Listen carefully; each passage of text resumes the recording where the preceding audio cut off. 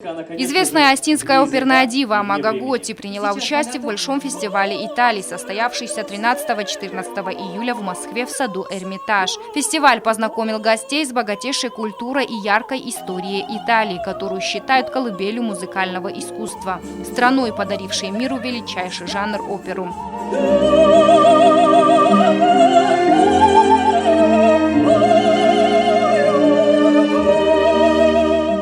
Для посетителей фестиваля была организована танцевальная театрализованная программа с артистами из Италии, кулинарные мастер-классы от итальянских шеф-поваров с последующей дегустацией изысканных блюд. Для желающих постигнуть азы итальянского языка работники Центра культуры Италии проводили интересные занятия. Гостей своим исполнением радовали именитые звезды, популярные артисты из Италии и России самых разных жанров, от популярной современной эстрады до классической музыки и оперы. Звучали знаменитые итальянские арии и современные композиции в исполнении лучших итальянских голосов. В числе звезд и наша соотечественница Амага Готти. Перед выступлением очень волновалась, признается певица, ведь родина оперы Италия, и хотелось представить Осетию на должном уровне, что ей удалось. Классика итальянской оперы в ее исполнении впечатлила зрителей, не оставив равнодушных. Давно не испытывала такие положительные, восторженные эмоции. Это все, конечно, благодаря своим слушателям, зрителям. И для меня большая честь, что именно представляет осетинка